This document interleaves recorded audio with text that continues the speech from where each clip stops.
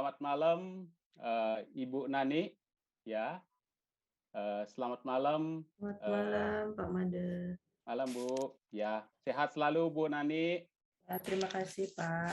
Ya, tampaknya kita baru ketemu di forum diskusi ini September yang lalu Bu Nani ya. Iya, betul, Pak. Ketemu lagi ya. Oke, Mbak Tia, selamat malam, ya. Pak. Malam teman-teman semua, selamat malam juga.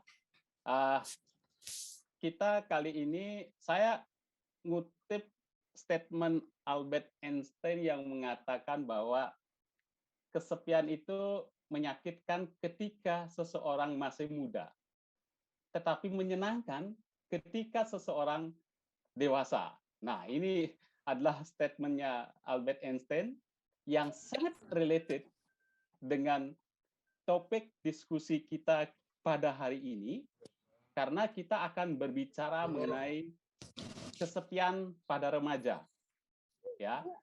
Dan judul ilmiahnya itu sebetulnya adalah pengaruh harga diri terhadap hubungan antara kecerdasan sosial dan kesepian pada remaja, ya. Jadi pada diskusi kita malam ini 2 Maret 2022 ini kita akan membahas mengenai bagaimana sih sebetulnya fenomena kesepian pada remaja. Ya, nanti Mbak Abigail, ya, Mbak Tea sebagai narasumbernya, yaitu adalah Bu Roswiani, PhD psikolog, ya kalau kita sebutnya Bu Nani, dan kedua adalah kami sebutnya itu Cik Tea, gitu ya, Mbak Tea. Jadi nama lengkapnya Abigail Theodora Tansil, Magister Psikologi, psikolog kandidat, gitu ya. Jadi kedua orang ini akan memberikan sharing kepada kita mengenai diskusi malam ini, dan seperti Hartinah sebutkan kemarin di grup ini, dua-duanya narasumber kita pada malam ini kece-kece, gitu ya. Dan teman-teman saya harapkan kalau boleh dibuka kameranya, open kameranya, supaya kita bisa saling berinteraksi. Teman-teman mudah-mudahan tidak ada terkendala dengan sinyal, gitu ya. Jadi kita harapkan seperti itu supaya kita diskusinya lebih menarik, gitu ya teman-teman semua ya. Novi, Farah, ya, Yania dan lain sebagainya, teman-teman diperkenankan untuk seperti itu ya. Nah, jadi pertama kita akan bahas mengenai fenomena kesepian pada remaja yang nanti akan dibahas oleh Citea dan Bu Nani, ya. Dan yang kedua nanti tentu saja akan mengupas mengenai pengaruh harga diri terhadap hubungan antara kecerdasan sosial dan kesepian pada remaja. Jadi ada kecerdasan sosial, ada kesepian, ya. Jadi dua hal itu akan dihubungkan, tapi di dalamnya ada nggak pengaruh dari harga diri para remaja itu, ya. Jadi itulah kira-kira nanti akan menjadi topik poin-poin diskusi kita pada malam ini. Dan tentu saja sebelum mulai saya akan bacakan sedikit dulu ya mengenai riwayat hidup dari kedua narasumber kita yang sangat kece-kece pada malam ini, gitu ya. Jadi pertama sebagai narasumber pertama itu adalah Ibu Nani, ya. Beliau ini sudah tidak asing lagi di teman-teman Untar, gitu ya. Ini sharing screen, mudah-mudahan sudah kelihatan. Luar biasa, Ibu Nani ini saya baca CV-nya semalam, ya. Jadi beliau selain sebagai seorang dosen juga adalah psikolog klinis, gitu ya. Dan ini jauh sekali sekolahnya Bu Nani ini di Behavioral Science Institute, Radboud University, Nijmegen, dan Netherlands, gitu ya. Jadi memang kalau dilihat dari ketertarikan Ibu Nani, beliau adalah juga fokus pada art therapy, karena sebelumnya kita membahas mengenai pengaruh menggambar ya terhadap kecemasan, ya. Kemudian beliau juga fokus pada depresi, resiliensi, ya. Dan juga Ibu pengalaman sekali, sangat pengalaman pada konseling dan juga psikoterapi dan juga psychological assessment. Dan yang sangat menarik teman-teman di sini, beliau selain dosen juga adalah sangat tertarik dengan memasak, ya, cooking, traveling, dan sports. Pak, jadi bisa belajar tuh nanti dengan Ibu Nani mengenai bagaimana cara memasak, traveling, sport, dan lain sebagainya. Dan teman-teman, sebagaimana yang saya ungkapkan tadi, beliau adalah Doctor of Philosophy di Radboud University, Netherlands, ya, lulus 2019, 2015 sampai 2019 menempuh pendidikan di program doktornya. Kemudian masternya dari psikologi klinik Universitas Indonesia, jadi lulus 2006, dan sarjananya, bachelornya juga adalah psikologi dari Universitas Tarumanegara di tahun 2004 lulusnya. Jadi beliau memang alma mater dari Universitas Tarumanegara di Fakultas Psikologi gitu ya. Dan academic experience-nya ya banyak ini sebagai reviewer jurnal, bukan penulis tapi reviewer jurnal. Ada jurnal psikologi pelayat, ya, ada reviewer jurnal applied gerontology di 2020, reviewer international journal malahnya di nursing studies 2019, juga ada guest researcher di Radboud University, jadi di alma maternya beliau di Netherlands sampai 2015 sampai dengan sekarang, ya. Ya tentu saja adalah sebagai dosen di Universitas Tarumanegara Agustus 2006, jadi rupanya sejak masternya selesai dosen di Tarumanegara, ya. Kemudian juga sebagai konseling juga 2006 sampai dengan sekarang. Ini kemudian organization experience-nya saya lihat kemarin ada 12-an atau berapa, ini banyak beliau aktif. Mohon maaf Bu Nani, saya nggak bisa bacain semuanya, ya ini kebanyakannya. Sarsehan di Departemen Psikologi Universitas Tarumanegara, ya. Kemudian komite member juga, ya, beliau di Tarumanegara, ya, juga komite member di seminar, workshop, graduation ceremony di Untar, ya. Dan menarik nih, ada editor of bulletin dan jurnal Fakultas Psikologi Universitas Tarumanegara Jakarta, ya. 2005-2004 juga adalah komite member dari Qigong for Psychotherapy, ya, dan juga komite member of research program di Health Psychology of Resilience, jadi di Universitas Tarumanegara. Dan ini kerjasama tampaknya ini antara Brunswick University Kanada, Mukogawa Women's University Jepang, dan Tarumanegara Jakarta. Dan juga adalah editor Student Bulletin of Faculty of Psychology Universitas Tarumanegara, dan komite member Anak Indonesia Cinta Damai at the Foundation of Amal Bakti Ibu Jakarta 2003, ya. Dan juga komite member, wah ini menarik nih, komite member Abang None Jakarta Barat 2002-2003, ya. Dan presentation-nya juga banyak ini. Beliau 2018 International Conference, ya, di Education and Social Science at Istanbul di Turki ini, ya. Kemudian 2018 adalah di European Conference 9 on Positive Psychology at Budapest, Hungary, ya. 2017, 2016, 2013, sejak 2006. Wah, banyak ini Bu. Mohon maaf saya nggak bisa bacain Bu. International Forum on Aging in Place, Friendly City Activity Action Aging, Akita, Jepang. Jadi di Bogor juga, dan ini sejak 2004 beliau ini sebagai presenter di beberapa konferensi. Dan publikasinya juga teman-teman nanti bisa tanya Ibu nanti, banyak ini berbicara mengenai well-being, ya, berbicara mengenai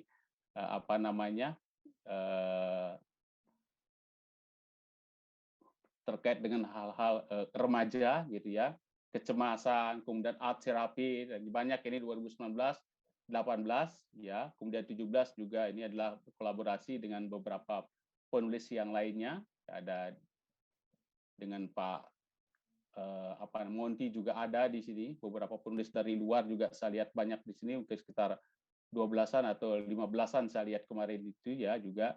2011, 2000 bahkan 2004 juga beliau sudah menulis mengenai cerdas dengan musik. Wah, ini di Smart with Music, Pustaka Suara Jakarta Indonesia. Jadi kalau kita lihat kepakaran Ibu Nani, jadi tidak diragukan lagi, sangat tepat untuk memberikan sharing kepada kita malam ini terkait dengan kesepian pada remaja gitu ya.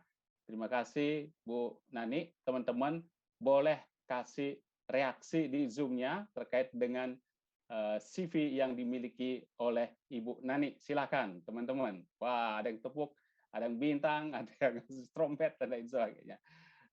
Oke, baik. Terima kasih. Silakan teman-teman. Nah, pembicara kedua, narasumber kita yang kedua adalah Abigail Theodora Tanzil, yang saya sering sebut itu adalah Ci Tea, Ci Tea ya Ci. Jadi ini tidak kalah juga ini dengan usia yang sangat muda dan memang ini psikologi klinis ini adalah menjadi passionnya dari Tea gitu ya. Jadi passion and energetic person. Wah, love myself to more. Okay. Jadi do my passion as work and do my work as a passion. Wah, luar biasa. Ini motonya nih, saya sangat tertarik dengan motonya nih. It's okay not to not be okay. Jadi saya nggak tahu nih Mbak Tea menerjemahkan bagaimana ini. Saya menerjemahkan kemarin, wah, it's okay to not be okay ini, wah, nggak ada sesuatu yang sempurna. Itu saya menerjemahkan. Saya nggak tahu ya. I'm here to help. Wah, ini saya di sini dengan hati ya, walaupun tidak sempurna, tapi saya lakukan dengan hati. Jadi come to my magic shop. Saya cek-cek magic shop ini ternyata ada lagunya BTS yang bicara mengenai magic shop gitu ya. Jadi ini adalah salah satu penggemar BTS gitu ya, seperti anak-anak muda zaman sekarang lah gitu ya. Jadi saya lihat ada my magic shop itu, kalau saya di PIO mengistilahkan itu adalah psikologi psychological contract gitu ya. Jadi ada beri dan ada transaksi di sana. Ini Mbak Tia ini adalah pendidikannya di sarjana psikologi Bunda Mulia University dan masternya ini adalah di Tarumanegara University. Jadi Mbak Tia adalah alumni Untar, jadi sangat tepat juga memberikan sharing pada kita hari ini. Dan histori dari pekerjaannya sangat menarik juga, internship in PT Meridiana Indonesia as a facilitator, as a counselor, kemudian dosen juga 2021 sampai dengan sekarang, jadi assistant lecturer at Bunda Mulia University, dan juga Tea ini tertarik dengan sebagai seorang konselor atau psikolog, ya. Jadi anak, remaja, ya sampai kepada orang dewasa terkait dengan isu-isu kesehatan mental gitu ya. Sertifikat yang diraih adalah Art Therapy Workshop for Children dan Adolescents and Family, sertifikat hipnotis. Waduh, Mbak Tea ada hipnotis ini from IDH ya. Jadi jangan dihipnotis kami Mbak Tea malam ini ya, supaya lancar kita.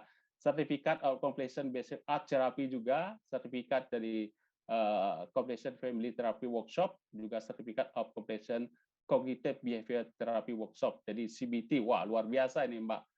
Ya, ada sertifikat mengenai CBT. Dan skillnya kalau Anda lihat di sini, sebagai konselor atau psikolog itu very good, ya motivator juga. Wah, di Mary Riana ya motivatornya di very good ya. Public speaker juga very good, terapi dan self development atau self improvement good. Pencapaian dia adalah leader in UKM Teater Bunda Mulia University, mentor self development UKM Teater Bunda Mulia University. Banyak ini kalau Anda lihat ini sampai menjadi speaker in webinar Building Better Mental Health in the Middle of Activity. Jadi mohon maaf juga Mbak Tia, jadi saya tidak bacakan satu persatu gitu ya. Jadi CV-nya sangat lengkap dan terima kasih terkait dengan CV yang Mbak Tia kirimkan kepada kita untuk diketahui oleh teman-teman untuk menjadi motivasi kita bersama. Silakan teman-teman kasih reaksi CV-nya Mbak Tia. Ya, silakan sebelum kita mulai. Dari Novi ada tepuk tangan, dari Linda ada love gitu ya, Yuyun tepuk tangan. Wah, Bu Nani itu, terima kasih Bu Nani ya. Baik, teman-teman, tidak memperpanjang waktu lagi saya karena sudah jam 7 lewat 25 menit. Ya, jadi sebagaimana yang forum diskusi kita sebelumnya adalah presenter ya, Mbak Tia dan Bu Nani akan menyampaikan bahan presentasinya dulu. Ya, silakan secukupnya gitu ya untuk kita dengarkan bersama-sama. Nanti setelah itu baru kita ikuti lanjutkan dengan diskusi. Jadi waktu sepenuhnya saya berikan kepada Mbak Tia dan Ibu Nani. Silakan Mbak Tia. Baik, terima kasih Pak Made atas moderatornya. Saya dan Bu Nani berterima kasih sekali. Jadi merasakan bersemangat juga nih himbauan dari Pak Terima Made. kasih. Oke, sebelumnya seperti yang tadi Pak Made infokan gitu ya, saya merupakan alumni juga dari Universitas Tarumanegara dan Bu Nani itu merupakan salah satu dari pembimbing saya. Jadi memang suatu kehormatan gitu ya, saya bisa dibimbing sama Bu Nani gitu, yang kita semua tahu bagaimana track record dari beliau gitu. Nah, ini saya izin share screen dulu ya untuk materi hari ini. Oke, baik. Apakah sudah terlihat? Sudah, Cik, sudah. Oke, seperti judul kita hari ini tadi Pak Made juga ada sempat ungkit gitu ya tentang kesepian pada remaja gitu. Sebelum saya mulai masuk gitu ya ke dalam penelitian saya ini, sebenarnya awalnya itu penelitian saya itu memang tentang kesepian juga, karena nggak tahu ya, kesepian ini jadi suatu topik yang menarik gitu buat saya gitu ya, karena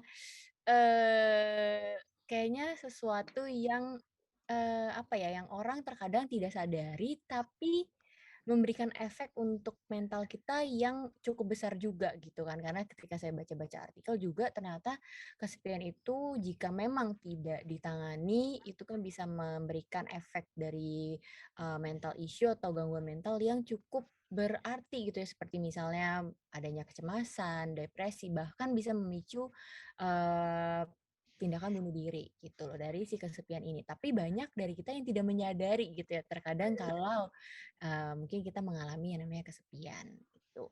Jadi saya merasa bahwa kayaknya ini topik yang menarik nih gitu. Dan awalnya sebenarnya saya itu nggak meneliti di remaja. Awalnya itu saya itu karena saya melihat fenomenanya itu pertama-tama dari nenek saya sendiri gitu ya. Nenek saya sendiri, terus dia udah walaupun dia tinggal bersama-sama keluarga gitu juga, tapi dia sering mengeluhkan gitu kayak sepi, kayaknya bingung mau ngapain lagi gitu. Jadi dari awalnya itu dari fenomena itu gitu, yang saya rasa kayaknya itu pengalaman dari yang saya dapatkan gitu ya dari orang terdekat sebenarnya gitu. Jadi ini juga mungkin bisa jadi salah satu referensi gitu ya buat teman yang mungkin masih bingung gitu judulnya atau mungkin bingung cari fenomena, mungkin bisa dicoba dari sekitar kita dulu gitu ya. Kita lihat dulu nih, kali aja ternyata ada fenomena-fenomena yang terjadi juga gitu di sekitar kita.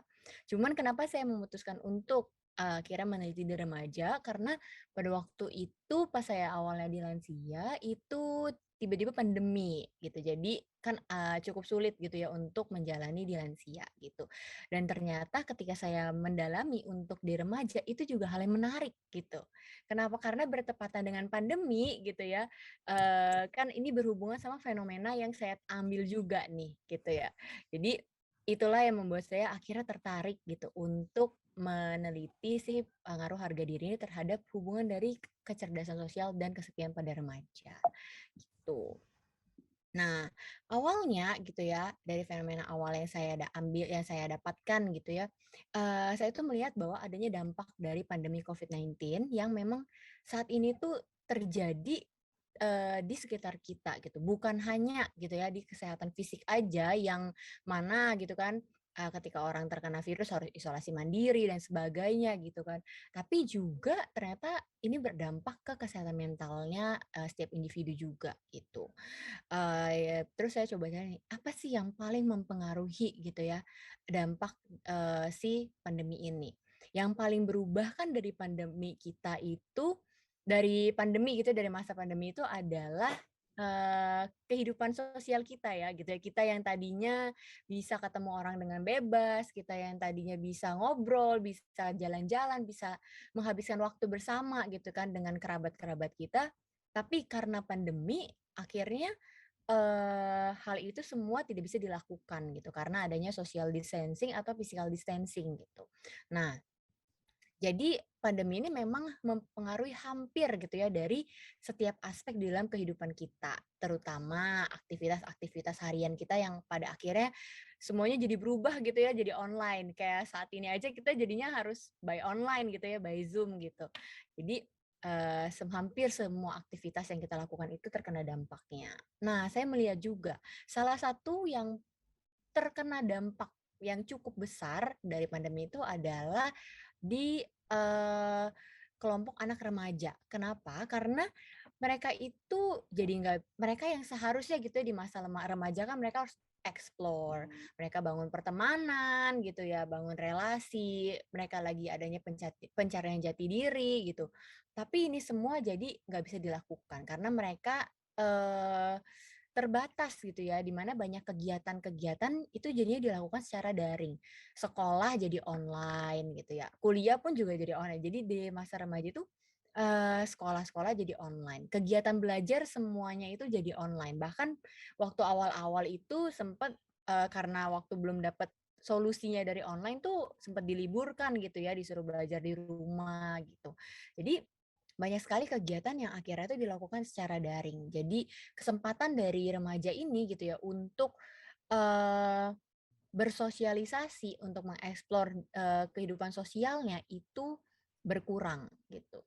Nah, saya juga ada gitu ya ngelakuin wawancara ke beberapa remaja gitu yang awalnya itu mereka ngerasa senang gitu ya, libur gitu kan. Wah, libur kayaknya libur nih, nggak harus ke sekolah, nggak harus bangun pagi-pagi gitu ya, nggak harus di sekolah ngerjain tugas atau dengerin guru di kelas gitu. Awalnya tuh merasa senang gitu mereka.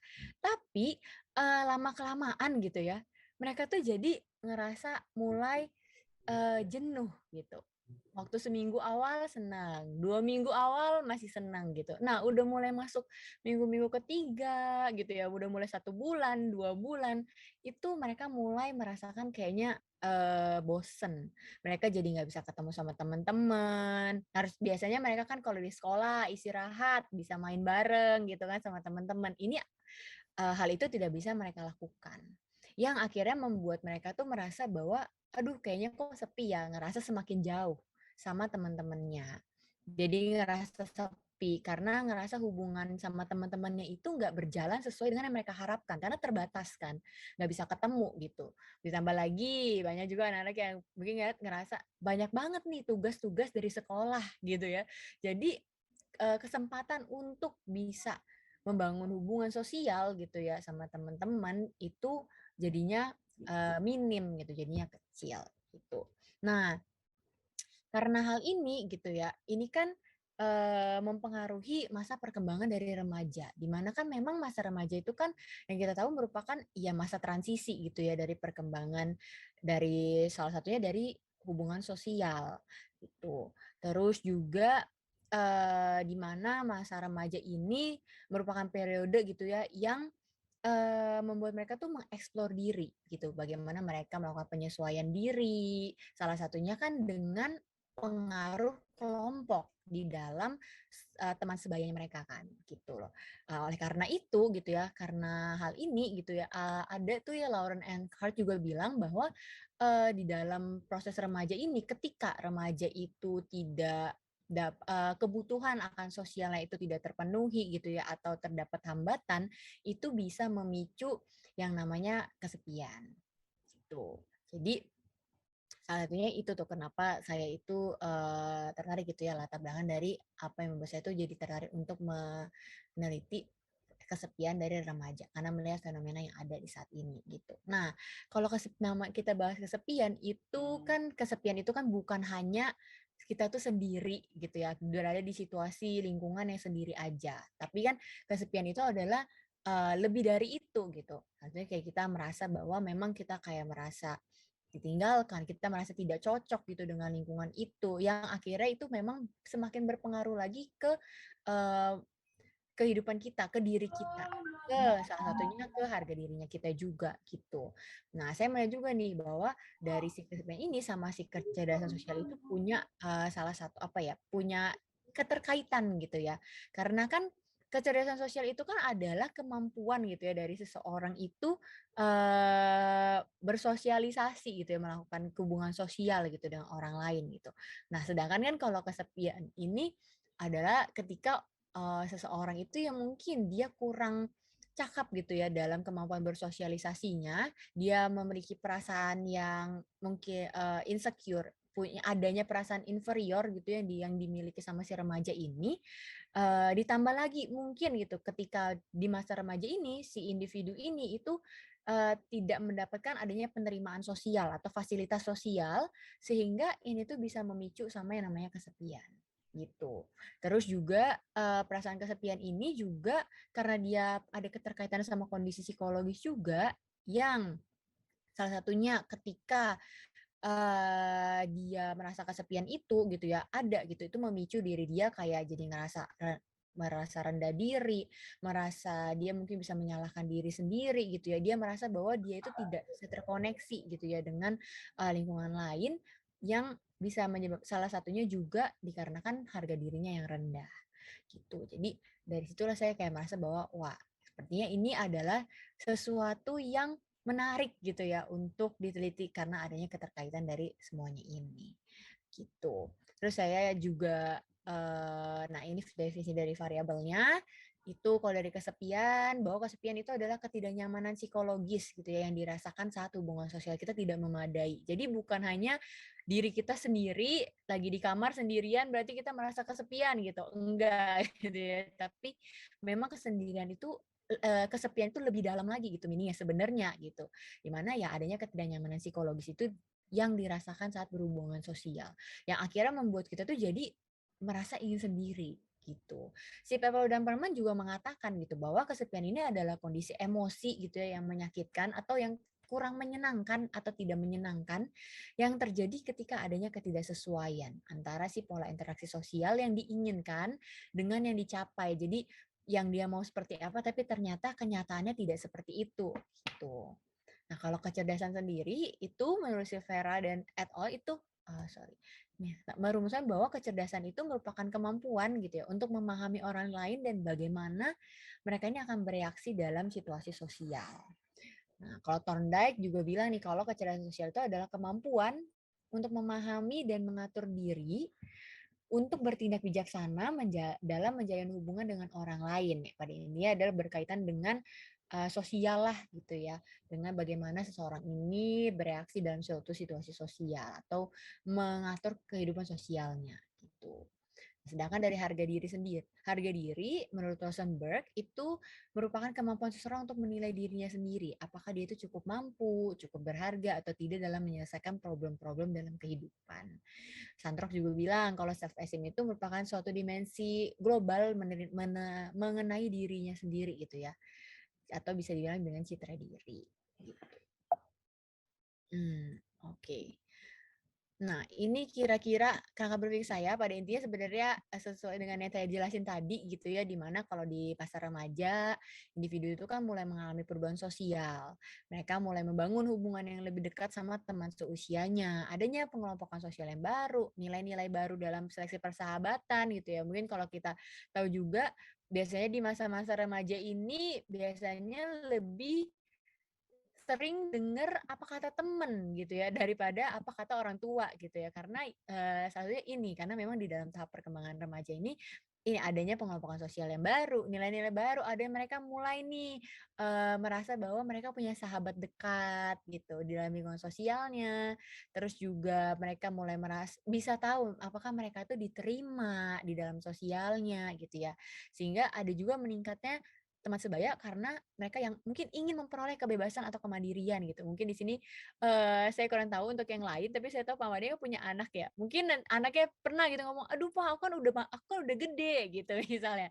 "Aku udah bisa lah sendiri," gitu. Nah, itu hal yang biasanya terjadi di dalam perkembangan remaja gitu. Sehingga mereka tuh pengen sendiri. Tapi proses ini gitu ya seringkali gitu ya membawa masalah yang sebenarnya tanpa disadari gitu di diri remaja.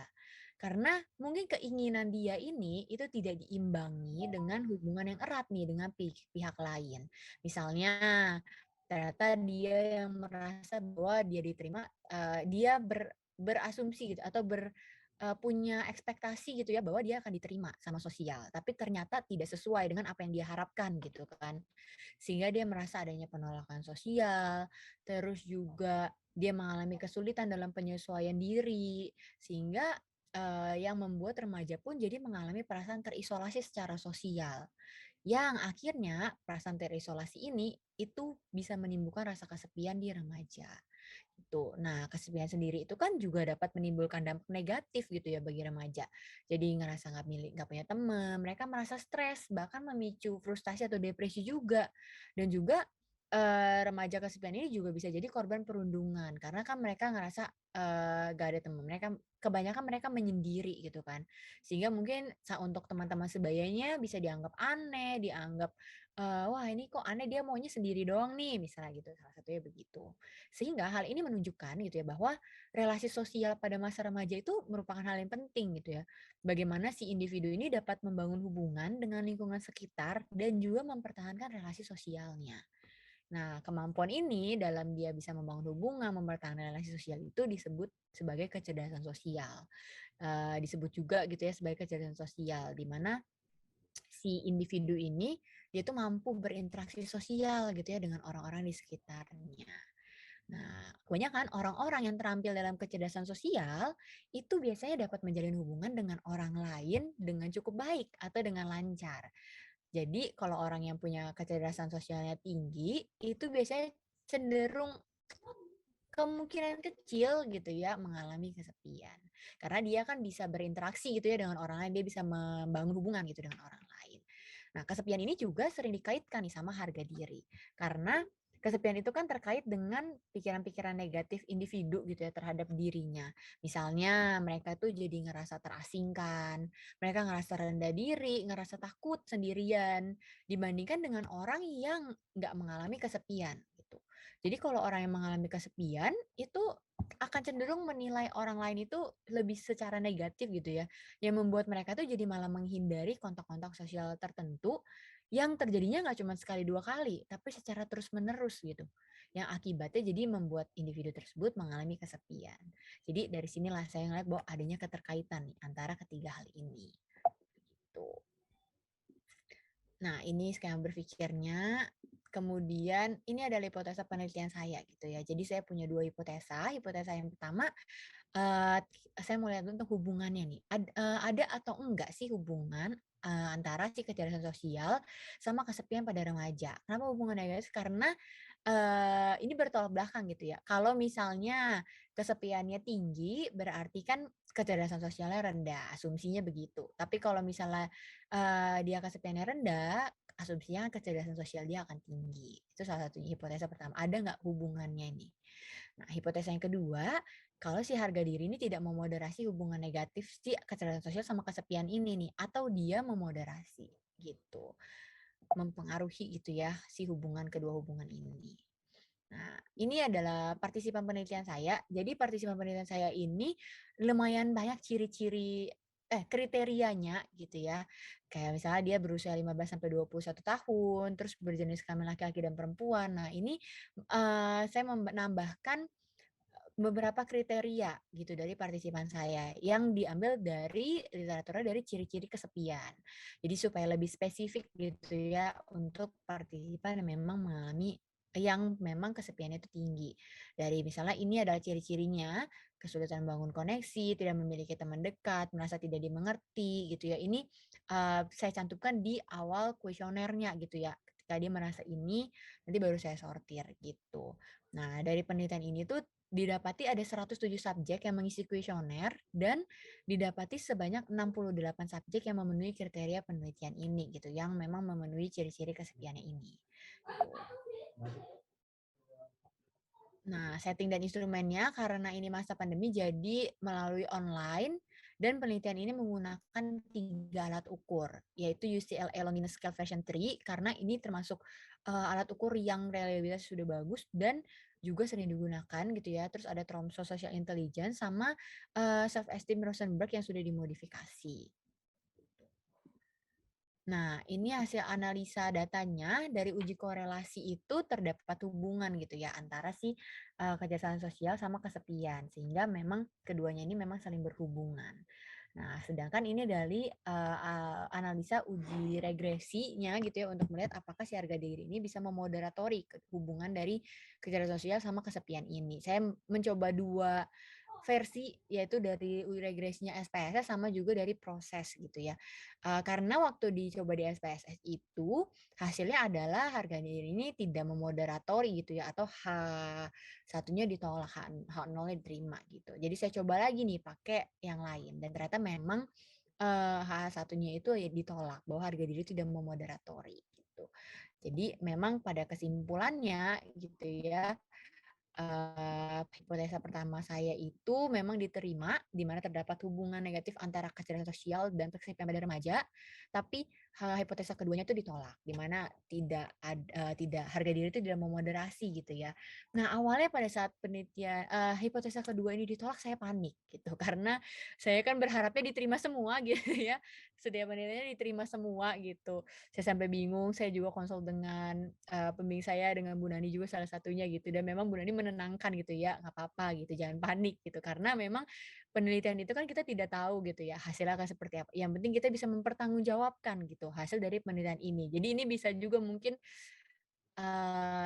kali aja gitu nanti terjadi juga gitu sama teman-teman yang di sini. Jadi kuncinya yang pertama adalah jangan panik dulu gitu, karena kalau panik kita jadi nggak tahu gitu ya solusinya itu mau seperti apa, atau kita jadi nggak terfikirkan gitu seperti apa gitu. Nah,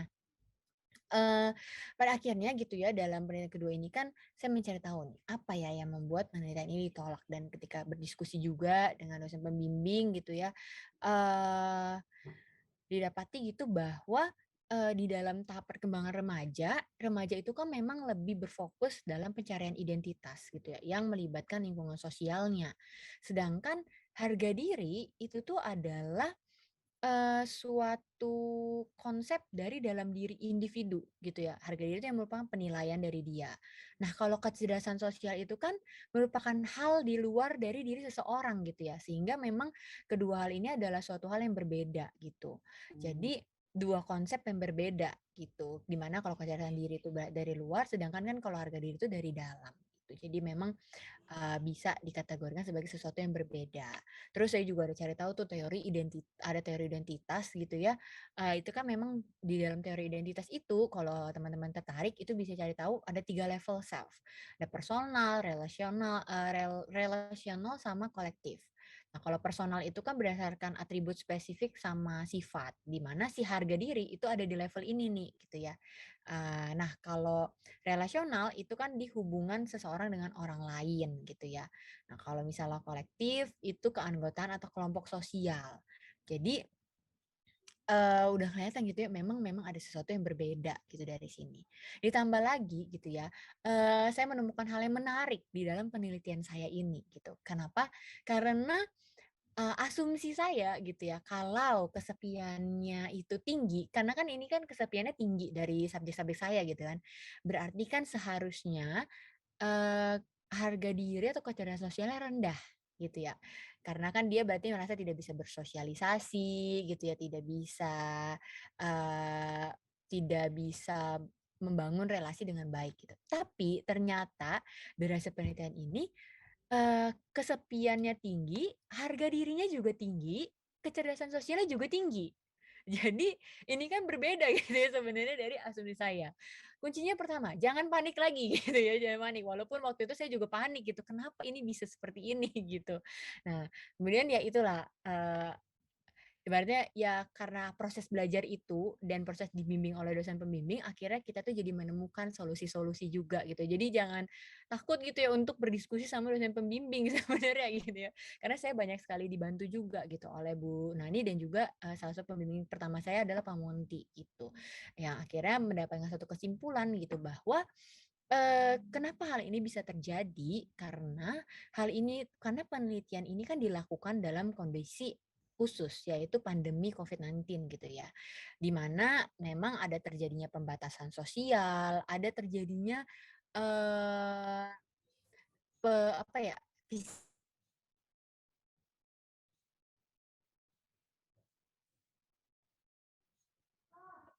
Ini kan nggak bisa bersosialisasi secara langsung kan sama teman-temannya gitu ya. Sehingga eh, sehingga sangat memungkinkan gitu ya bahwa si perasaan kesepian yang dirasakan sama remaja ini diasumsikan sama mereka itu adalah perasaan sendiri gitu. Mereka ngerasa sendiri, ngerasa nggak bisa ketemu sama teman-temannya gitu ya, ngerasa mereka nggak bisa bersosialisasi secara langsung dengan lingkungan. Mereka ngerasa adanya keterpisahan jarak gitu ya dengan lingkungan sosialnya yang membuat mereka itu merasa diri mereka tuh sepi, merasa sendiri, ngerasa bosen, ngerasa hubungan sosialnya itu tidak sesuai gitu ya dengan yang diharapkan. Yang kemudian sama remaja ini yang lagi menjalani proses perkembangan gitu ya dari sosial itu mempersepsikannya sebagai perasaan kesepian gitu. Padahal sebenarnya mereka itu bukan mengalami kesepian gitu, tapi karena kondisi pandemi ini, mereka merasa terbelenggu secara sosial gitu. Jadi merasanya itu karena sendiri, jadi terbelenggu secara sosial gitu. Jadi memang perlu dilihat juga gitu ya dari kondisi yang saat ini tuh seperti apa sehingga bisa jadi bahan pertimbangan juga gitu. Apa sih yang membuat hasilnya itu seperti ini gitu. Nah, ya salah satu keterbatasan dari penelitian saya adalah ya karena masa pandemi ini gitu ya, makanya tidak memungkinkan peneliti juga untuk mengambil data secara langsung. Jadi saya nggak bisa ngambil secara langsung, saya juga nggak bisa perdalam secara langsung juga gitu kan untuk melihat subjek-subjeknya. Karena kan kalau misalnya dilakukan secara offline gitu ya, mungkin akan lebih bagus karena kan ketika remajanya nih, anak-anak sekolah gitu ya, misalnya dia, pas lagi ngisi bahwa di ciri-ciri kesepian gitu kan. Nah, saya kan bisa langsung observasi gitu sebenarnya gitu ya, untuk ngelihat apakah dia memang memenuhi kriteria ini. Tapi ya ini adalah keterbatasan gitu ya dari penelitian saya bahwa karena pandemi jadi tidak bisa dilakukan secara offline gitu. Jadi bisa terjadi hal-hal seperti ini juga sih. Nah, saya rasa sudah selesai untuk penelitian saya. Iya, betul sudah selesai. Terima Oke, kasih. luar biasa, Cynthia. Terima kasih banyak, jelas ya. Jadi melihat modelnya antara kecerdasan sosial dengan kesepian, di mana di tengah-tengahnya ada harga diri gitu ya. Baik, terima kasih sekali atas presentasinya Mbak Tia yang luar biasa ya. Jadi jelas sekali buat kita apa itu kesepian dan lain sebagainya. Ya, kalau dari Ibu Nani ada tambahan, Bu Nani? Ya, jadi seperti yang tadi sudah dipaparkan oleh Tea ya, bahwa memang harga diri itu tidak memoderasi kecerdasan sosial dan kesepian. Jadi artinya kalau misalkan peserta yang ada di sini merasa, oh saya harga dirinya rendah, nanti saya dianggap nggak punya teman, terus kemudian karena harga diri saya rendah, saya merasa kurang oke, kurang layak, jadi mengakibatkan itu hambatan saya untuk berinteraksi sosial. Ternyata enggak loh. Ya, jadi artinya ketika kita tahu bahwa mungkin kita masing-masing bisa menilai bagaimana harga diri kita masing-masing. Apakah kita merasa harga diri kita rendah, ngerasa nggak layak, ngerasa nggak sepadan untuk melakukan hal ini, hal itu, merasa nggak bisa. Terus, nanti saya nggak punya teman, dijauhin teman. Ternyata enggak. Jadi artinya kalau kita sudah bisa menilai bagaimana harga diri kita, kemudian mungkin itu bisa dijadikan acuan bagaimana kita memperbaiki diri. Ya, berdasarkan tadi hasil penelitiannya Tea bahwa harga diri yang tinggi atau rendah nggak mempengaruhi hubungan kecerdasan sosial dan kesepian loh. Jadi artinya siapapun bisa memiliki kecerdasan sosial. Ya itu mungkin tambahan dari saya ya. Jadi memperjelas, memperkuat temuan dari Tea. Gitu. Baik, Terima kasih Bu Nani. Justru itu mungkin menjadi novelty-nya Thea, bahwa harga Ya, diri nggak bisa loh jadi moderator, memoderator antara kecerdasan sosial dengan kesepian, kira-kira gitu ya. Walaupun di ya, awalnya tadi Thea bilang, waduh panik ini ya. Ya wajar ya, sih panik ya, asal nanti panik akhirnya nggak bisa jawab. Tapi ini sudah dijawab tadi dengan Thea, dan sudah dijelaskan lagi dengan Bu Nani gitu ya. ya. Baik, terima kasih Bu Nani atas tambahannya ya. Jadi silakan teman-teman, kalau ada yang mau bertanya, Anda bisa tuliskan di chat room atau bisa langsung diungkapkan melalui forum kita ini. Namun sebelum masuk mulai pertanyaan ya, kita akan jeda dulu sebentar karena Bro Sani akan memberikan sesuatu buat menambah energi kita pada malam ini. Silakan Bro Sani.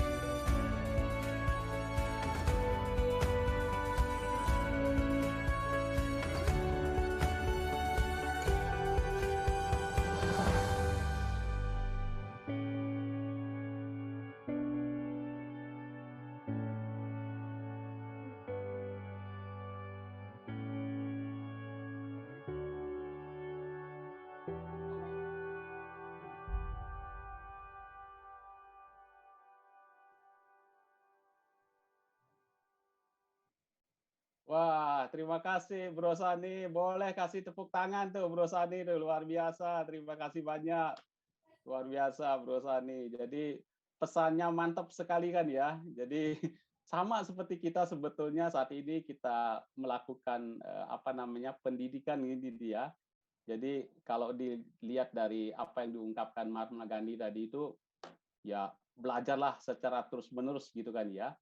Jadi seolah-olah Anda itu sebetulnya hidup selamanya. Bahkan Nelson Mandela katakan, wah, senjata yang paling ampuh untuk mengubah dunia itu adalah dengan pendidikan, gitu kan ya. Luar biasa, Bro Sani. Terima kasih banyak, Bro Sani ya. Baik, teman-teman, jadi menambah motivasi kita, menambah semangat kita, menambah energi kita pada malam ini, ya.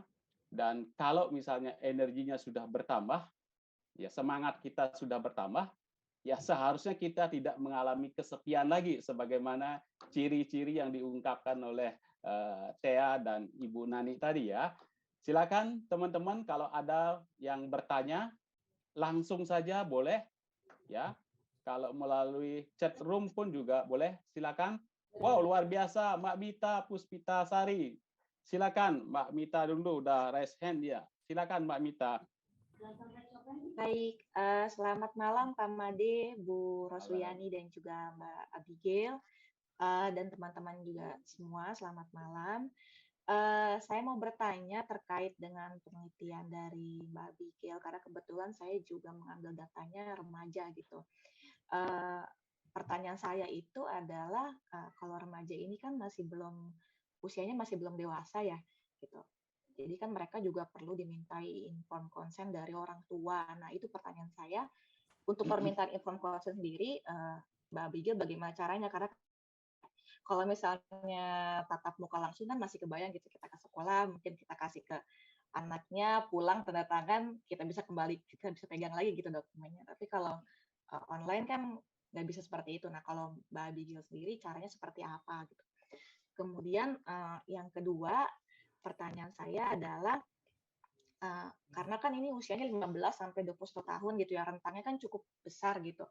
Nah, ada nggak uji keterbacaan dulu gitu sebelum melakukan pengambilan data? Karena kan kalau remaja kadang-kadang ada bahasa yang mungkin terlalu sulit buat mereka gitu saat membaca kuesionernya gitu. Apakah mungkin ada langkah pengambilan data dulu atau mungkin uji keterbacaan dulu kepada remaja? Itu mungkin dari saya. Terima kasih. Oke. Baik, terima kasih Mbak Mita. Jadi pertanyaan pertama adalah terkait dengan informed consent ya, yang diberikan kepada partisipan. Dan yang kedua adalah apa ada uji keterbacaan, barangkali ada sesuatu yang tidak dipahami oleh calon partisipan. Itu ya Mbak Mita ya. Silakan langsung saja Mbak Thea. Ya, terima kasih Mbak Mita. Nah, kalau untuk inform consent karena kemarin ini saya lakukan secara daring, jadi memang tidak ada menghubungi orang tua untuk meminta izin sih Mbak Mita. Jadi memang tinggal dari kesediaan dari si subjek aja untuk mengisi gitu, untuk mengisi dari kuesionernya ini. Nah, kebetulan juga memang kalau untuk anak yang 15 sampai 16 tahun itu memang nggak begitu banyak sih di saya. Memang lebih kebanyakan itu yang di atas 17 tahun gitu untuk mengisi gitu. Jadi memang saya nggak menghubungi orang tuanya juga gitu. Tapi mungkin bisa jadi masukan juga sih mungkin kalau untuk penelitian bisa juga gitu kan, takutnya orang tuanya tidak memperbolehkan. Tapi untuk saya kemarin nggak saya lakukan. Nah, kalau untuk uji keterbacaan kebetulan memang kuesioner yang saya gunakan itu, Mbak, itu sudah saya ambil dari peneliti sebelumnya yang memang sudah diuji ke remaja. Jadi memang sudah disesuaikan gitu. Jadi memang itu memang sudah untuk remaja gitu. Oke. Baik. Jadi yang pertama adalah tidak ada informed consent ya gitu ya, atau barangkali ditanyakan ke orang tuanya gitu ya, Matia ya. Ya, oke.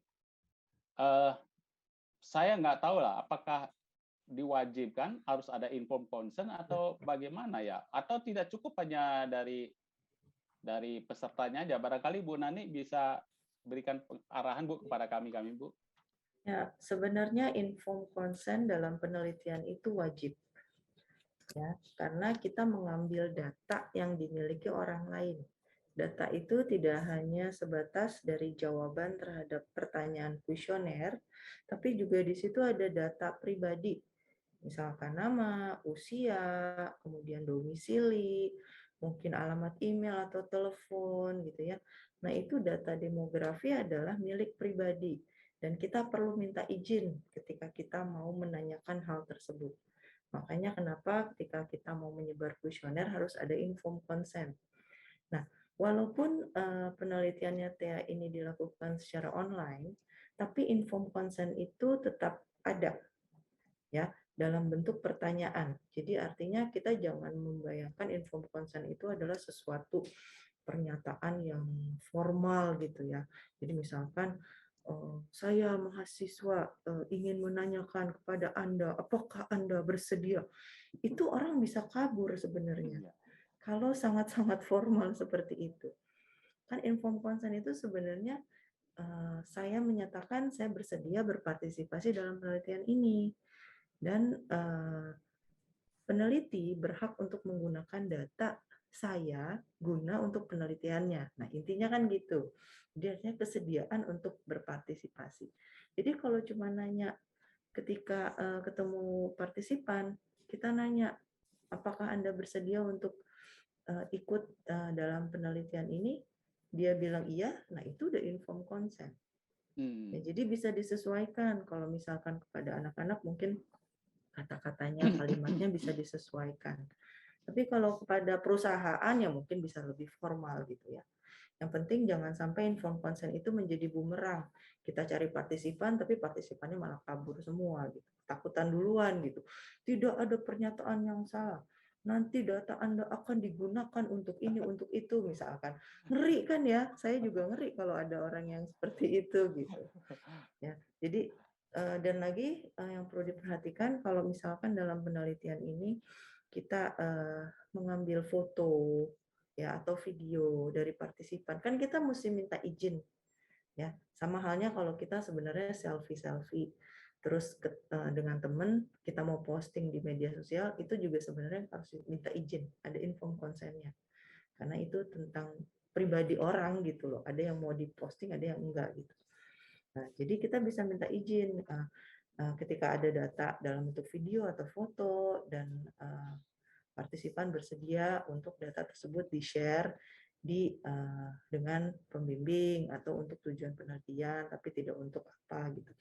Nah, itu perlu diperjelas. Ya, artinya kalau informed consent itu tujuannya apa sih? Kalau suatu saat nih, misalkan penelitiannya ini publish, terus di dalam penelitian itu ada nama partisipan tuh muncul gitu. Terus partisipan itu mau menggugat lah ibaratnya ya. Wah, Tea, kamu sudah menggunakan data saya sembarangan begini begitu dipublish tanpa izin. Terus Tea bisa bilang, tunggu dulu, siapa bilang saya nggak izin? Ini loh ada buktinya, informed consent. Kamu loh yang bilang iya, gitu. Nah, jadi artinya informed consent itu penting. Itu ya tambahan dari saya. Baik, terima kasih Bu Nani. Artinya tetap ada informed consent Mbak Mita, namun bentuknya kita bisa modifikasi ya sesimpel dan sesederhana mungkin gitu ya. Oke.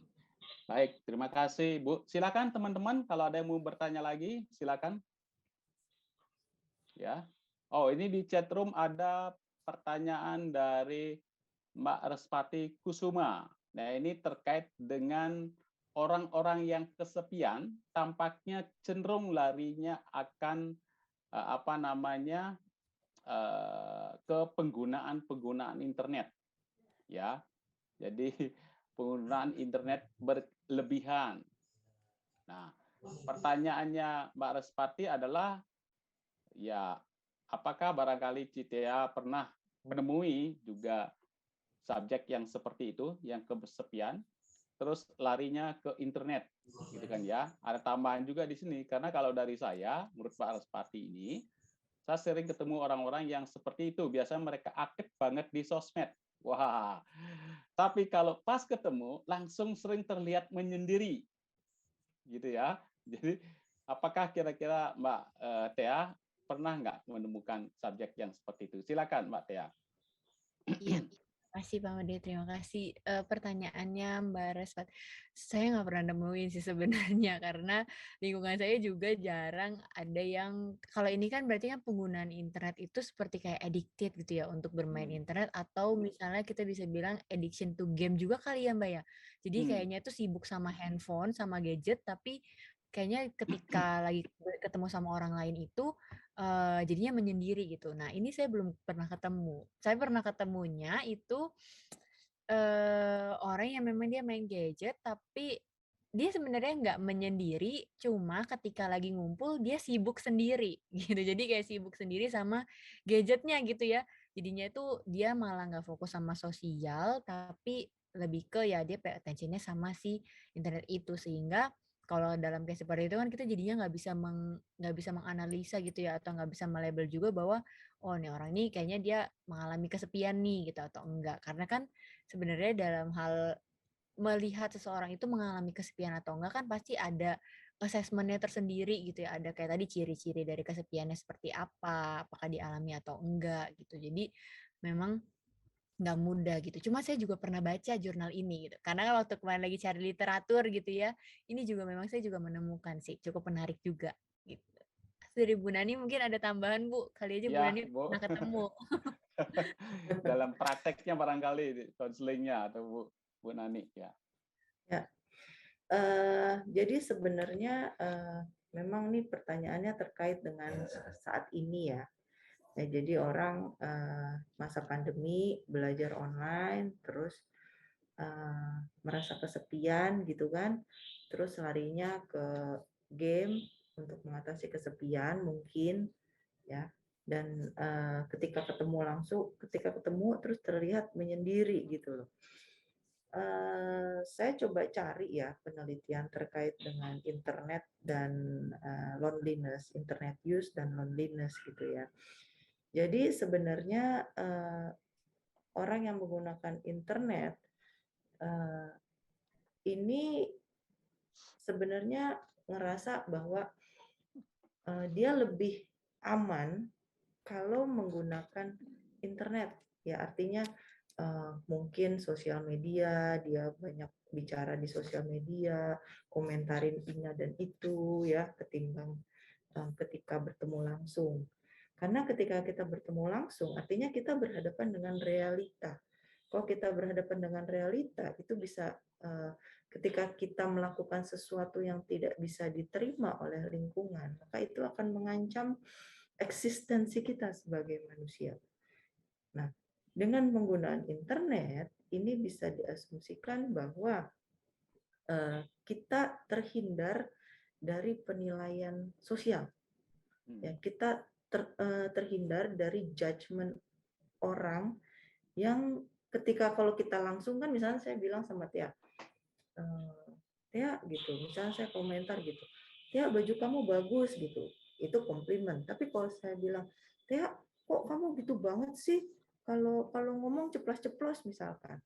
Nah, orang yang menggunakan internet kalau tidak menggunakan internet ngomong langsung itu kan terkesan kok kamu gitu banget sih kok ngomentarin saya ceplas-ceplos gitu, kamu nggak asik orangnya gitu. Nah di situ ada artinya social rejection ya, udah deh nggak mau temenan sama kamu gitu. Tapi ketika kita menggunakan internet itu seperti layaknya kita menggunakan persona. Ya, artinya ada batasan, kita tidak secara langsung berinteraksi dengan orang lain, dan itu menjadi media yang lebih aman. Kalau kita mau komentari, kan banyak tuh ya di media sosial orang mau komentar nyinyir, komentar sinis gitu ya. Tapi kalau datang sendiri dia ciut, ya iyalah itu namanya pasif agresif kalau dalam psikologi. Ya. Jadi berani ngomong di belakang gitu. Ini ibaratnya kan begitu ya. Orang awam bilang ini berani ngomong di belakang daripada ngomong di depan, dengan ngomong di belakang lebih aman. Ntar kalau ditunjuk siapa yang ngomong tuh nggak ketahuan, kan ngumpet di balik internet gitu. Ya ibaratnya seperti itu. Ya, gitu baik, ya. terima kasih. Ya sama-sama Mbak Respati. Baik, makasih Bu Nani ya. Jadi saya juga mengenal istilah baru nih, pasif agresif. Wah, ya, terima kasih Bu ya. Ya, oh ada siapa nih? Hartinah mau nanya ya, Tin. Ini yang sebelum Mbak Respati ada pertanyaan juga nih dari Petrum. Hendra. Oh ya, apakah orang introvert? Oh iya betul. Sorry, maaf Mas Hendra ya. Apakah orang introvert berarti memiliki kecenderungan kesepian lebih tinggi karena cenderung juga jarang berinteraksi secara sosial? Wah, silakan Mbak Tea dan Bu Nani, ya silakan Mbak Tea. Oke, baik. Gimana tuh perusahaan kepribadian? Betul deh, betul. Sebenarnya pada intinya itu adalah kita perlu memahami dulu gitu ya, kesepian ini tuh seperti apa sih gitu. Karena kan seperti yang tadi dibilang, kesepian itu bukan hanya kita itu mengalami kesendirian secara fisik gitu kan, tapi adanya gitu perasaan-perasaan negatif yang mungkin juga dirasakan sama si individu ini. Nah, kalau misalnya kita kaitkan dengan orang introvert gitu ya, nah kita perlu tahu dulu ketika dia itu menyendiri, dia menikmati atau enggak gitu sebenarnya. Kalau misalnya ternyata dia memang enjoy diri dia ketika dia lagi sendiri, dia bisa menikmati, bahkan dia juga bisa ada banyak loh ternyata orang-orang yang sendiri tapi dia lebih bisa berkarya gitu misalnya, dia lebih bisa punya lebih bisa ibaratnya menikmati kehidupannya dia gitu ya. Berarti sebenarnya dia nggak mengalami kesepian dong karena dia nggak masalah dengan itu gitu ya. Dan orang introvert itu bukan berarti kan dia nggak bisa bersosialisasi. Oleh karena itu makanya kita perlu tahu dulu nih ketika dia ini introvert itu apakah dia memang karena punya permasalahan dari sosial atau dia sebenarnya ya menikmati aja, sebenarnya dia tuh nggak ada masalah sama sosial juga gitu karena memang dia lebih suka me time lah kalau istilah zaman sekarang gitu ya, lebih banyak sukanya tuh me time gitu. Sebenarnya gitu sih. Kalau dari Bu Nani gimana, Bu?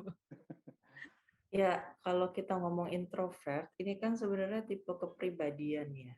Jadi mungkin tipe kepribadian itu kan kita nggak bisa milih gitu. Saya pengen kepribadian ekstrovert aja deh, lebih enak gitu ya. Kan ini udah pembentukan dari saat kita lahir, bagaimana kita berinteraksi dengan lingkungan sosial.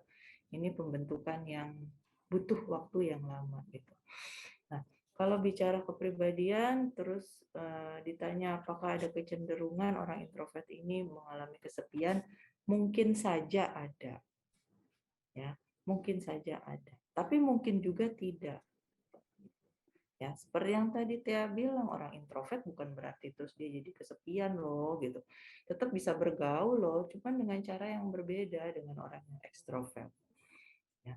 Namun ketika orang introvert ini mungkin beresiko untuk kesepian, jadi artinya ada kecenderungan untuk mengalami kesepian, itu bisa jadi karena orang yang introvert ini menetapkan standar yang tinggi dalam hubungan sosialnya. Jadi artinya dia mengharapkan persahabatan yang mendalam gitu. Ya, orang introvert karena dia susah untuk luas ya berinteraksi, nggak supel gitu ya. Tapi terus dia menetapkan standar bahwa saya harus bisa jadi anak yang gaul, saya harus bisa punya sahabat yang banyak gitu. Saya butuh adanya koneksi yang mendalam dengan orang lain gitu. Nah, standar tinggi ini yang ketika tidak dicapai oleh orang introvert, maka bisa menyebabkan kesepian. Ya, kok ternyata ketika berinteraksi sosial, ternyata hubungan saya sama teman tidak seperti itu loh, ternyata biasa-biasa aja, tidak mendalam gitu. Ya. Karena apa? Hubungan yang mendalam ya, persahabatan, itu kan sebenarnya tidak mudah untuk ditemukan. Ya. Nah, ketika kita terjebak dalam pilihan kita sendiri bahwa kita pengen nih punya persahabatan yang mendalam, ngomong sama orang tuh supel luas, tapi terus kita tidak mendapatkannya, nah itu bisa menyebabkan orang introvert mengalami kesepian. Gitu sih. Ya, mudah-mudahan bisa lebih jelas ya. Baik, terima kasih Bu Nani. Artinya ada insight baru sebetulnya, ya kan? Kalau dilihat dari sini teman-teman yang mau lihat, ada nggak kira-kira apa namanya? Kalau saya melihat ya, kesepian itu cenderung dialami oleh tipe kepribadian apa? Kira-kira bisa begitu kan ya? Mungkin Ya. itu bisa buat penelitian Iya Bu, salah betul satu Bu. Lanjutan. Iya, maka apakah orang introvert atau orang ekstrovert nanti baru Ya. diuji lah, luar biasa. Jadi terima Kesepian kasih. ditinjau dari kepribadian ya. Betul. Bisa. Ya, makasih Bu Nani, Mas Hendra ini Ya, sama-sama. membuka wawasan kita ini ya. Ini ada di chat room juga Mbak Catherine Rossi bertanya mengenai diskusi, jadi sharing mengenai kenapa tadi harga diri itu tidak bisa menjadi harga diri bukan tidak berpengaruh ya, tetapi tampaknya harga diri itu tidak bisa menjadi variabel moderator kan ya antara kecerdasan sosial dengan kesepian ya. Apakah hal itu mungkin bisa jadi dikarenakan karakteristik usia partisipan yang terlalu sempit atau usia remaja saja gitu ya. Nah, ini yang dikomentari oleh Mbak Catherine Rossi ya. Karena sebenarnya mungkin semakin bertambah usia, terkadang individu justru memiliki lingkup sosial yang semakin sempit. Nah, ini pengalaman pribadinya nih Mbak Rossi-nya. Karena mulai terfokus pada pekerjaan yang memungkinkan dari segi harga diri justru sebenarnya lebih tinggi karena memiliki value terkait karir dalam hidupnya. Sehingga bisa saja orang yang kesepian justru memiliki harga diri yang tinggi di level usia tertentu. Nah, memungkinkan nggak yang menjadi alasan bahwa variabel harga diri itu tidak bisa memoderator antara variabel kecerdasan sosial dengan kesepian, Mbak Tia? Iya, betul. Mungkin Bu Nani mau coba jawab duluan. Lepas dari saya tadi. Ya, oke. Jadi pertanyaannya ini terkait ini mengomentari ya, memberikan komentar ya, bahwa hasil penelitian harga diri tidak berpengaruh, terus kenapa gitu loh? Apakah mungkin partisipannya terlalu muda gitu ya dalam penelitian ini? Nah, mungkin Thea bisa menjelaskan dari limitation dari penelitian ini seperti apa? Ya, karena umumnya kesepian itu lebih banyak dialami orang yang usianya lebih lanjut. Nah, dari diskusi yang dipaparkan di sini bahwa ketika orang usianya sudah semakin bertambah ya, di sini justru memiliki lingkungan sosial yang semakin sempit karena sudah terfokus dalam pekerjaan dan mungkin dari segi harga diri. Nah, justru sebenarnya lebih tinggi dari segi harga diri justru sebenarnya lebih tinggi karena memiliki value terkait karir dan hidupnya. Itu ya. Jadi artinya orang yang lebih tua itu memiliki harga diri yang lebih tinggi gitu ya pertanyaannya ya Mbak ya. Komentarnya karena terkait dengan value karir dan hidupnya. Iya. Nah, sebenarnya di sini kita balik lagi ke tahapan perkembangan.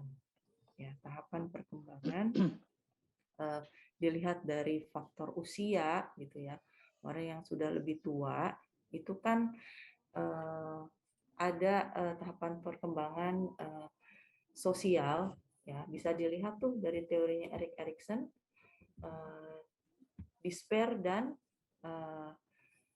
wisdom. Ya. Nah, kalau orang yang memang memiliki bisa melampaui tahapan perkembangan yang normal, jadi artinya dari mulai tahapan fase bayi, kemudian fase anak-anak, terus kemudian fase remaja dan dewasa itu dapat dilaluinya dengan baik, ya, maka betul harga diri akan lebih tinggi.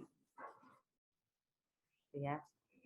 Tapi ketika orang tidak mampu ya melewati tahapan sosialnya itu dengan baik, jadi akhirnya minumnya masih cukup nggak? Jadi misalkan ada hambatan pada tahapan fase perkembangan sosial ini, maka mungkin saja terjadi stagnansi. Jadi artinya secara sosial orang tidak berkembang yang seharusnya dia, misalkan remaja itu ada krisis identity versus identity confusion. Jadi kalau remaja ini berkembang dengan baik, dia memiliki identitas dirinya. Oh, saya mau kemana arahnya. Udah gede, dewasa, nanti saya mau kerja di sini. Saya tahu minat saya, bakat saya, kepribadian saya seperti apa. Tapi ada remaja yang nggak tahu nih, saya mau jadi apa, nggak ngerti, nggak ada arahan, saya nggak tahu bakat saya apa. Terus dia ikut-ikutan ke sana ke sini, ternyata salah arah. Nah, ini identity confusion. Nah, ketika orang mengalami tahapan perkembangan sosial yang stagnan, yang tidak semestinya, maka ketika bertambahnya usia, itu juga sulit untuk mendapatkan fase yang sebenarnya. Jadi artinya fase yang diharapkan. Ya, misalkan orang paruh baya gitu ya, usia 40 sampai 60 tahun, harusnya udah mencapai karir, ya, memiliki hubungan sosial yang baik, punya pasangan, pekerjaan yang baik, punya anak-anak yang lucu gitu, hidup bahagia, berkecukupan gitu kan ya, idealnya. Tapi ada orang yang mungkin usia 40 belum menikah, nggak punya pasangan. Nah, ini tentu saja mempengaruhi harga diri. Ya, jadi kalau mengacu pada pertanyaan dari Mbak siapa tadi nih? Catherine Rossi. Catherine, ya, bahwa balik lagi, betul memang makin bertambahnya usia, orang itu harusnya memiliki value terkait karirnya dan harga dirinya tinggi. Betul. Namun jika di tahapan perkembangan sosialnya itu berkembang dengan baik. Apabila tidak, maka harga diri yang tinggi itu belum bisa didapatkan. Justru malah mereka akan mengalami yang namanya kesepian. Makanya kenapa kesepian itu banyak dialami oleh individu yang sudah usia lanjut. Ya, karena sudah banyak hal-hal yang berkurang dalam hidupnya. Contohnya apa? Teman berkurang, pekerjaan sudah mulai berkurang. Misalkan pernah jadi bos sukses gitu. Tapi kemudian ketika sudah pensiun, sudah tidak jadi apa-apa lagi. Nah, orang yang perkembangan sosialnya baik, dia akan memaknai, oh saya udah pensiun, saya bisa menikmati hidup saya. Tapi kalau orang yang mengalami stagnansi, dia akan merasa, oh saya harusnya dihormati dong. Saya harusnya begini, harusnya begitu. Saya harusnya ada orang yang datang, walaupun sudah pensiun, tapi kan saya dulu pejabat misalkan. Nah, orang yang mengalami stagnansi itu akan mengalami kesepian karena apa yang pernah dia miliki, kok sekarang nggak dia capai lagi gitu. Nah, itu dari sudut pandang perkembangan sosial. Ya, untuk pertanyaannya Mbak Catherine. Oke, baik. Terima kasih Bu Nani. Tea, ada tambahan lagi Tea? Bener sih Pak yang dibilang sama Bu Nani. Dan juga biasanya di dalam perkembangan remaja itu memang harga diri yang dibayangkan sama remaja itu kita juga nggak bisa samain gitu ya dengan harga diri yang mungkin dibayangkan sama orang dewasa gitu. Karena kadang kan kalau masih remaja itu mereka nggak mungkin yang udah berpikir nggak kayak temen aku nih gitu, padahal ternyata di dalam lingkungan remajanya juga masih sama-sama mikirin sekolah gitu misalnya ya. Jadi memang memang biasanya pasti ada perbedaan gitu loh antara si remaja sama dewasa. Dan saya juga menemukan hal yang menarik ketika saya untuk remaja ini, karena ada beberapa penelitian juga yang menyatakan gitu ya. Seingat saya tuh waktu itu ada negara-negara, jadi ada Peltzer ya atau apa itu, jadi dia meneliti di negara-negara ASEAN gitu ya, bahwa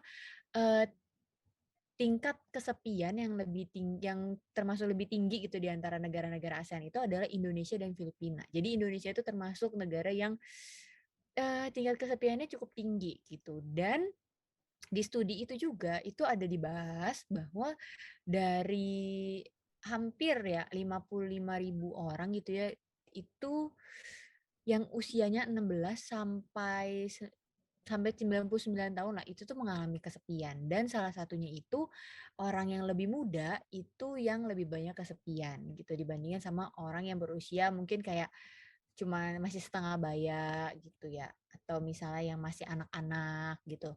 Memang ada penelitiannya sih Pak, bahwa memang dari mulai-mulai kayak usia-usia beranjak dewasa gitu ya, kalau sekarang dibilangnya itu masuk quarter life crisis gitu ya.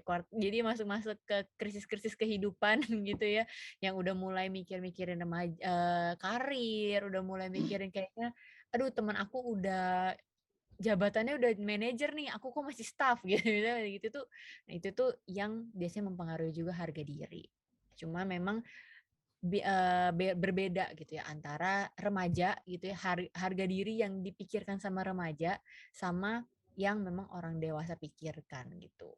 Itulah makanya saya tertarik nih, wah kalau remaja itu kira-kira bagaimana, karena kan memang masa perkembangan yang tadi dijelaskan oleh Bu Nani itu kan masa perkembangan yang sebenarnya menentukan juga gitu kan ke depannya itu akan seperti apa kita gitu. Itu sih. Ya, Baik. betul. Ya, betul ya yang tadi Tia sampaikan. Jadi artinya perlu diingat lagi remaja itu fasenya adalah identity versus identity confusion. Ya, jadi di mana hasrat seksualnya aktif, kemudian pengen lebih mandiri, mencari identitas, ya menjadi sosok yang berguna gitu loh. Saya berguna nih gitu, saya nggak perlu tergantung sama orang lain, saya bisa mandiri, ya egois lah ya namanya remaja. Tapi kalau udah fase dewasa usia 21 sampai 40 tahun itu ada fase intimacy dan isolation.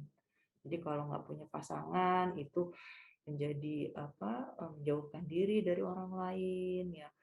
Terus udah usia antara 21 sampai 40 tahun nggak ada pekerjaan. Nah, di sini udah mulai ngerasa, aduh saya nggak berguna. Jadi orientasinya berbeda setiap tahapan perkembangan. Sama halnya dengan orang paruh baya atau usia 40 sampai 60 tahun, di mana di situ ada perasaan stagnansi ya, ketika mungkin merasa tidak berguna ya karena pernah mengalami kegagalan. Nah, itu hal-hal yang bisa menyebabkan munculnya loneliness atau rendahnya harga diri. Ya, apalagi masa lansia nih. Ya, ada fase di mana ini adalah fase integrity dan despair. Ya, integritas dan putus asa gitu ya. Jadi merasa saya udah usia yang senior, punya tanggung jawab yang besar ya. Kemudian saya punya pengalaman yang banyak. Nah, orang yang punya integritas bisa membagikan pengalaman itu. Tapi orang yang putus asa, dia kecewa gitu. Kok saya nggak berhasil sih? Kok nggak pernah ada value-value keberhasilan yang saya dapatkan? Ya. Nah, kebetulan di sini ada Ibu Profesor Samsunuyati Maraat ya. Dari Ibu Maraat, beliau sudah sangat senior. Ya, Bu Maraat ya. Syukur Ibu bisa ada di sini. Ya. Beliau sudah sangat senior gitu, tapi beliau masih tetap ingin belajar. Nah, itu yang saya salut. Nah, di sini artinya masa lansia beliau itu diisi dengan hal-hal yang positif. Ya, nggak cuma belajar, tapi belajar musik, belajar ngelukis, belajar apapun itu Ibu Marta. Nah, ya Bu ya. Nah, itu yang patut dicontoh. Nah ini yang mungkin kita bisa bilang ini integritas. Ya, bahwa ada perasaan tanggung jawab, saya punya peran, ya saya bisa membagikan ilmu, ya tetap berkarya walaupun sudah lansia. Nah, beda dong halnya dengan orang yang putus asa. Yang mungkin akan kecenderungan mengalami kesepian. Oke, itu aja tambahan dari saya. Baik, Bu Nani dan Mbak Tia, terima kasih. Artinya apa yang diungkapkan Bu Nani dan Mbak Tia tadi itu memang pernah saya baca salah satu artikel itu dari temuannya Victor kalau nggak salah itu mengatakan bahwa kesepian itu memang tinggi pada saat remaja dan cenderung nanti akan rendah pada saat dewasa kemudian tinggi lagi nanti pada saat lansia gitu ya Bu ya. Iya. Jadi kurvanya itu berbentuknya U gitu Iya. ya. Iya. Oke, baik, terima kasih, related sekali tadi dengan hasil penelitiannya Dr. tadi. Silakan teman-teman yang lainnya kalau ada yang mau bertanya. Ada yang mau bertanya langsung? Ya. Kalau tidak ada ide di chat nih, Faras Khadir. Terima kasih atas sharingnya. Saya ingin bertanya, apakah isolasi mandiri, wah isoman ini ya, atau isoman yang merupakan salah satu faktor yang menimbulkan rasa kesepian di masa pandemi COVID-19? Yang kedua, tepat 2 tahun adanya ya pengurangan interaksi sosial di Indonesia gitu ya. Apakah jika awalnya mengalami kesepian tetapi sering berjalannya waktu, seiring berjalannya waktu gitu ya mungkin maksudnya ya, selang berjalannya waktu mungkin sudah menjadi kebiasaan ya ketika kebutuhan sosial sudah terbiasa tidak terpenuhi, apakah hal ini tersebut mungkin terjadi? Mungkin maksudnya Faras ini ya, artinya kesepian itu bisa sifatnya permanen atau temporary gitu ya. Kalau temporary kan dengan berjalannya waktu karena kita sudah terbiasa melakukan setiap hari gitu ya, terkait dengan isoman tadi itu, jadi itu tidak dikategorikan kesepian atau bagaimana? Apakah seperti itu Kak Faras? Ya Pak, selamat malam. Sebelumnya saya ingin bertanya, isolasi mandiri dengan pembatasan sosial kan berbeda ya? Iya. Isolasi mandiri yang poin pertama itu, yang kedua mungkin awalnya cenderung merasakan kesepian, tetapi selang berjalannya waktu, karena tepat hari ini kalau tidak salah Indonesia adanya pengurangan interaksi sosial. Mungkin di awal penelitian atau awal pandemi merasakan kesepian, tetapi selang berjalannya waktu selama 2 tahun, mungkin sudah terbiasa kebutuhan sosial tidak terpenuhi. Seperti itu, Ibu ataupun Bapak. Oh, Apakah hal itu mungkin terjadi seperti itu? oke. Terima kasih. Baik, terima kasih Faras. Silakan Mbak Tia dan Bu Nani. Jadi ini terkait memang isoman dengan pembatasan sosial kan berbeda ya Mas ya. Nah ini dikaitkan dengan COVID ini orang melakukan awalnya merasa kesepian. Paling enggak kita definisikan dulu ketika terjadi pembatasan sosial atau isoman itu dikategorikan kesepian enggak? Karena tadi statementnya Faras itu adalah ketika nanti itu berjalannya waktu kemudian terus-menerus kita lakukan bisa menjadi tidak mengalami kesepian gitu. Kira-kira gitu ya. Tia silakan, Mbak Tia dan Bu Nani silakan. Mungkin ini kalau misalnya apakah isolasi mandiri itu salah satu faktor yang menimbulkan rasa kesepian, ini bisa jadi ide penelitian sih Pak, karena saya juga belum ketemu penelitian tentang ini gitu ya. Tapi kalau misalnya kita lihat dari apa sih penyebab dari kesepian gitu ya, apa sih faktor-faktor gitu ya yang mungkin bisa mempengaruhi dari kesepian ini, karena isoman itu adalah situasi di mana kita sendiri gitu ya. Apalagi kalau isomannya itu lagi kena emang lagi positif gitu misalnya dan ditambah lagi mungkin dia tidak punya lingkungan atau tidak punya teman-teman yang mungkin bisa mensupport gitu. Nah, itu bisa memungkinkan kalau misalnya dia bisa mengalami kesepian. Tapi kalau misalnya pas isoman ternyata banyak yang support dia gitu. Banyak yang support individunya, bahkan mungkin setiap hari ada teman-teman yang kirimin makanan gitu ya. Atau setiap hari ada yang nelponin, ada yang ajak ngobrol. Nah, itu kan berarti kecil kemungkinan gitu bahwa itu bisa menimbulkan rasa kesepian karena setiap hari rasanya walaupun lagi isoman tapi kayaknya ditemenin gitu. Jadi ini perlu dilihat juga nih situasi dan kondisinya itu seperti apa, setiap individu kan bisa jadi berbeda gitu. Nah, apakah kalau misalnya kita udah terbiasa gitu ya awalnya mengalami kesepian terus yang berjalan waktu itu jadi kebiasaan. Jadi kayak udah terbiasa aja itu juga bisa kalau dari saya pribadi sih karena saya juga belum menemukan penelitian ini, tapi kalau saya mengacu pada kembali lagi dari penyebab dari kesepian, faktor-faktor yang mempengaruhi kesepian itu gitu ya. Tergantung dari apakah ketika orang ini menjalani kesepian itu dia terus-menerus merasakan ciri-ciri dari kesepian itu, misalnya dia memang merasa rendah diri, dia memang merasa ditinggalkan sama sosial, dia merasa bahwa dia tidak pernah cocok gitu dengan lingkungan sosialnya, yang akhirnya semakin lama dan juga dia pikirkan terus-menerus gitu ya, ya pada akhirnya kan ini sesuatu yang terus-menerus dialami sama dia, yang mungkin, sebenarnya bukan terbiasa ya, tapi mungkin akan menimbulkan efek yang lebih lanjut. Karena kan dia terus-menerus misalnya kita overthinking terus, kita negatif terus mikir bahwa, "Wah kayaknya nggak ada yang mau temenan sama aku nih," setiap hari gitu, misalnya kita mikir begitu. Pasti kan ada efek yang lebih lanjut gitu kan, dari pemikiran kita itu gitu. Dibandingkan dengan orang yang mungkin ketika dia mengalami kesepian, ada faktor-faktor lain nih, dari eksternal maupun internalnya yang tanpa disadari itu mempengaruhi dia juga. Yang mungkin bisa memicu dia untuk jadi lebih resilient, lebih positif misalnya.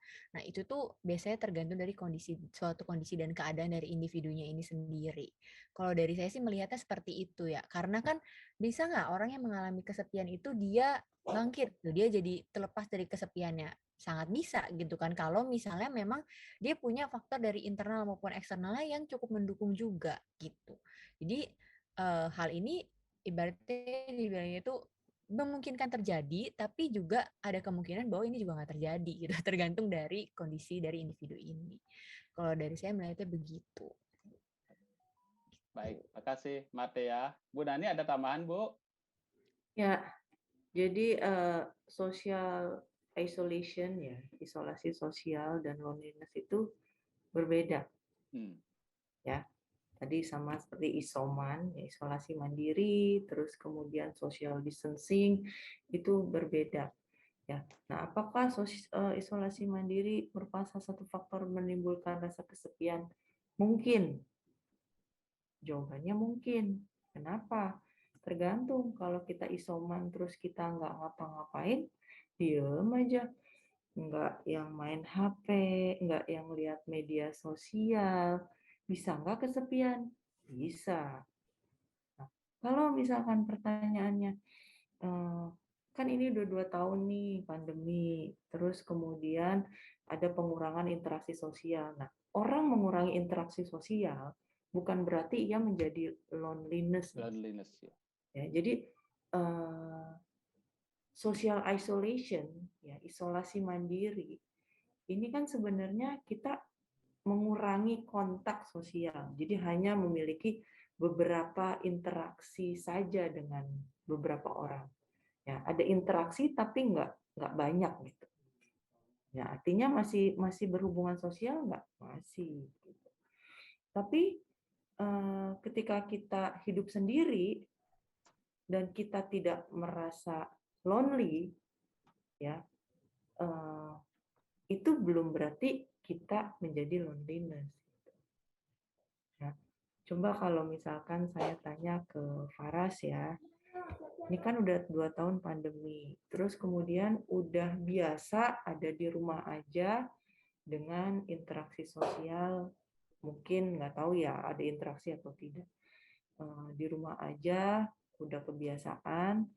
Nah, terus ketika kebutuhan sosial sudah terbiasa tidak terpenuhi, apakah hal tersebut mungkin terjadi? Pertanyaan saya, apakah betul kebutuhan sosial itu tidak terpenuhi? Sebenarnya betul nggak? Mungkin saya ganti Bu dengan kualitas sosial yang baik. Oke. Kualitas relasi sosial yang baik seperti itu. Nah, kualitas sosial yang baik itu yang seperti apa? Nah, balik lagi saya nanya deh ke Faras. Ya, jadi kalau ini kita lagi online begini, ini kita sedang berinteraksi sosial. Betul. Ya. Jadi kalau dibilang kita punya keterbatasan interaksi sosial secara fisik, iya. Emang kalau ketemu kita pegang-pegangan, peluk-pelukan, kan enggak juga. Tetap aja ngobrol tatap muka, duduk jauh-jauhan, jaga jarak. Ya, bedanya kalau online kita nggak bisa ngelihat body language kita. Hanya cuman pas foto aja gitu loh. Nggak kelihatan orangnya gede apa kecil, kurus apa gemuk, gitu kan ya. Nah, kalau kita interaksi sosial secara langsung, kita bisa melihat gesture, di mana setiap gesture itu ada meaning-nya, ada artinya. Ya. Tapi kalau online tidak. Jadi artinya memang ada keterbatasan interaksi sosial. Tapi bukan berarti kita menjadi lonely loh. Saya misalkan, atau kita semua udah 2 tahun belajar online gitu, di rumah. Terus jadi lonely nggak? Nggak juga, karena sibuk. Sibuk apa? Sibuk online interaction gitu loh. Ya, kalau udah 2 tahun gini, apa mungkin kebutuhan sosialnya udah terbiasa seperti ini? Sebenarnya bukan kebutuhan sosial ya, bentuk interaksi sosialnya berbeda.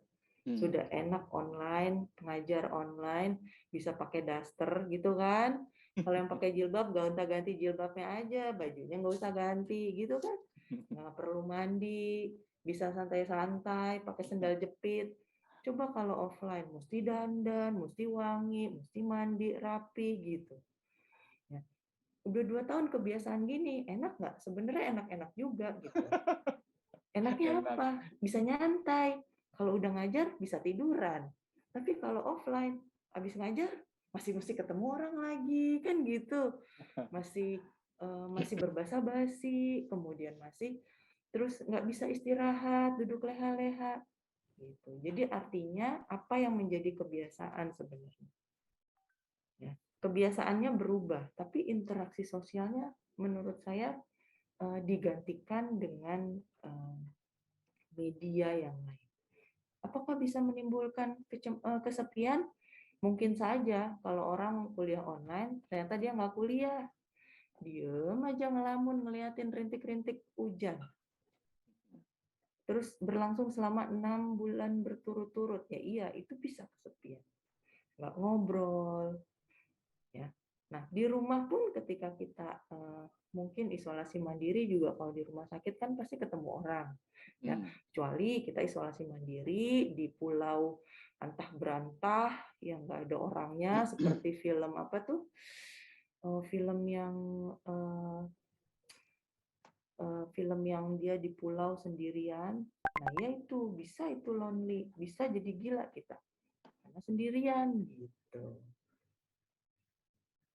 Itu ya, Faras ya. Jadi artinya apakah isoman bisa menimbulkan kesepian? Bisa. Kalau isomannya itu di dalam ruangan terkurung seperti penjara, tidak ada HP, tidak ada media sosial.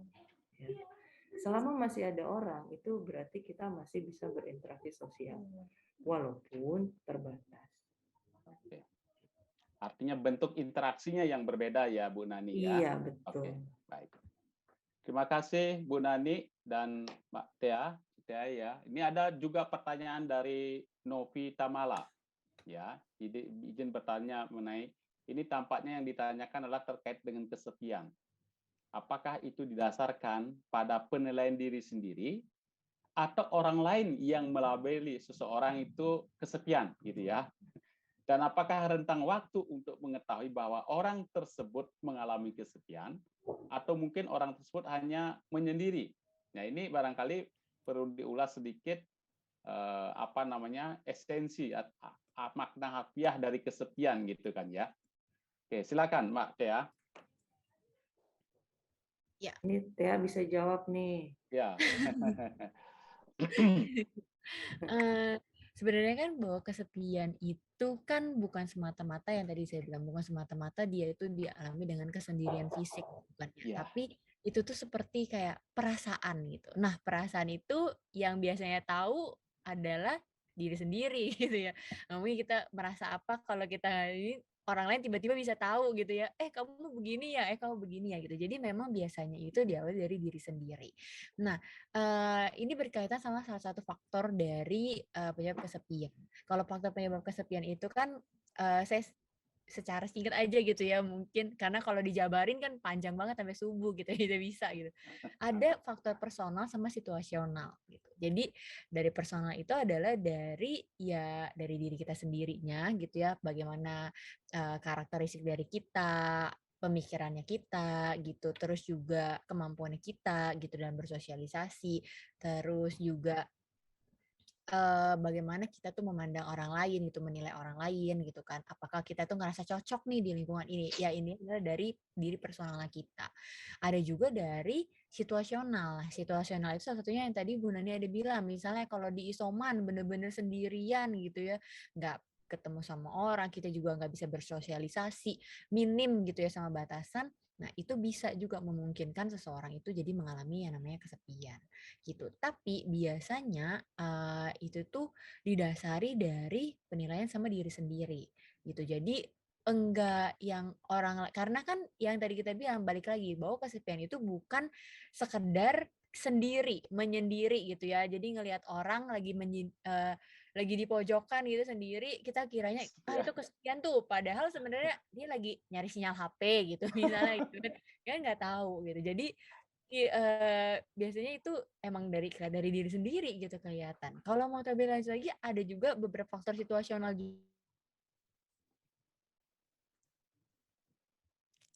Kelihatannya nge-freeze ya, juga yang Tia. ya, oh maaf Pak, sudah terdengar lagi? Udah terdengar lagi, Tia. Lanjut. Sudah ya. Oke.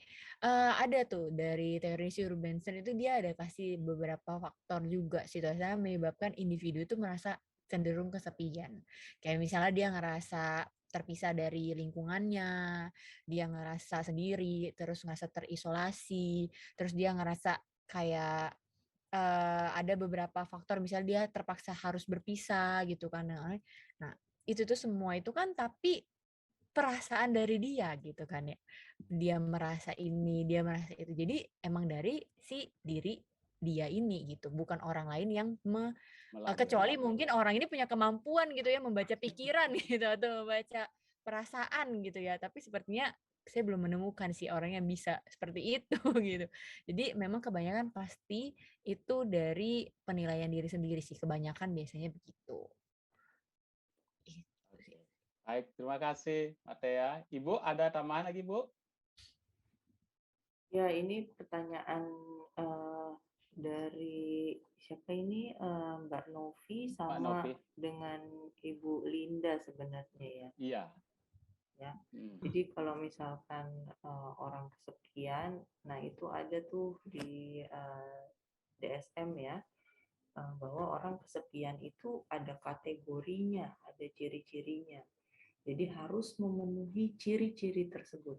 Ya salah satunya adalah rentang waktu dari awal kejadian merasa kesepian sampai 6 bulan, kurang lebih 6 bulan lamanya.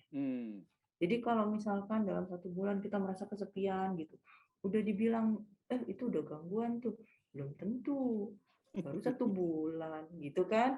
Mungkin aja dia emang lagi kehilangan sesuatu sehingga merasa sepi, kehilangan orang yang dicintai, masa berkabung gitu ya. Nah, ini ada kriterianya. Nah, ini mengaitkan dengan pertanyaan Ibu Linda, apakah orang dikatakan masuk kategori kesepian bila fungsi-fungsi hidupnya terganggu? Nah, sebenarnya iya. Jadi artinya ini nggak cuma kesepian, tapi gangguan secara umum. Ya apapun, depresi, kecemasan gitu ya. Orang dikatakan punya disorder, gangguan gitu ya, kalau memang fungsi kesehariannya sudah terganggu. Terganggu bagi dirinya dan terganggu bagi orang lain. Ya, contoh, jadi misalkan udah nggak bisa makan, udah nggak benar, tidur udah nggak bisa, itu kan udah ngeganggu. Kalau kita tidurnya kurang, merasa kesepian, nggak bisa tidur, besok kerja atau sekolah nggak bisa konsentrasi, itu sudah mengganggu semua tuh.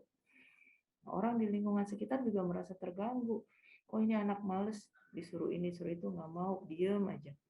Nggak ada semangat hidupnya. Nah ini kenapa? Gitu. Nah, kesepian arahnya, orang nanti mengalami depresi. Depresi ujungnya bunuh diri. Nah ini yang harus diwaspadai. Ya, itu ya tambahan dari saya menyangkut pertanyaannya Mbak Novi dan Bu Linda. Ini ada yang bertanya lagi kan, Ima-Ima, seperti lagunya Dewa 19 katanya. di dalam keramaian aku masih merasa sepi sendiri memikirkan kamu. Oh, ini ya, artinya saya setuju dengan pendapat Citea. Oh ya, saya kira pertanyaan tadi ya. Jadi kesepian itu tidak hanya ditinjau dari sisi yang sifatnya fisik saja. Tadi sudah dijelaskan sama Citea gitu ya. Jadi ini adalah suatu penilaian yang sifatnya subjektif gitu ya. Baik, silakan kalau teman-teman kalau masih ada yang bertanya, saya persilakan. Namun terima kasih, kiranya oke, baik. Terima kasih juga Mbak Linda ya. Kalau memang tidak ada pertanyaan, ada lagi? Secara langsung? Tidak adakah? Nah, kalau tidak ada, ya memang waktu kita juga sudah mau selesai gitu ya, habis gitu ya. Tapi kalau memang masih ada, ya saya persilahkan teman-teman. Cuman ada yang menggelitik tadi saya sedikit, Bu Nani dan Cite ya. Di dalam fenomena yang diungkapkan tadi itu terkait dengan harga diri yang diambil sebagai variabel moderatornya ya. Ya, kenapa kok nggak ngambil variabel moderatornya misalnya dukungan sosial? Karena kan kita bicara mengenai kecerdasan sosial ya waktu yang dijelaskan dari sisi fenomenanya ya. Akibat COVID-19 kemudian orang ada social distancing, kemudian ada isoman tadi disebutkan Hendra. Nah, kalaupun orang misalnya social distancing atau isoman atau apapun lah dalam kondisi pandemik, ya. Nah, kalau diberikan dukungan sosial kan ada kemungkinan sepian akan berpengaruh terhadap kesepiannya. Itu saja yang menggelitik saya sih, Mbak Tea dan Bu Nani, supaya saya bisa tidur nyenyak seperti Bu Pamela bilang kalau nggak bertanya nggak tidur nyenyak gitu katanya ya. Barangkali boleh kita sharing itu sedikit. Terima kasih.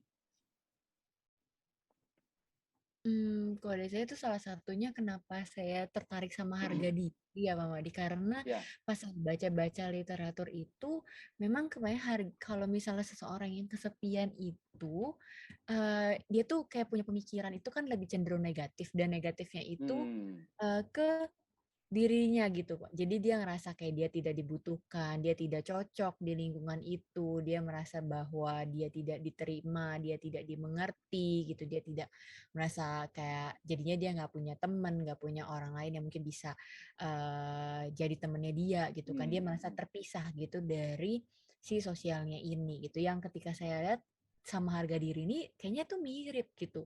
Wah, apa jangan-jangan harga diri apakah perasaan-perasaan itu tuh sebenarnya adalah tanda-tanda dari harga diri yang rendah gitu kan atau harga diri yang tinggi gitu. Jadi di situ tuh saya jadi tertarik kayak wah apa jangan ada nih si harga diri ini ada peran gitu loh di dalam kesepian sama kecerdasan sosial ini gitu sih Pak. Oke. Gitu.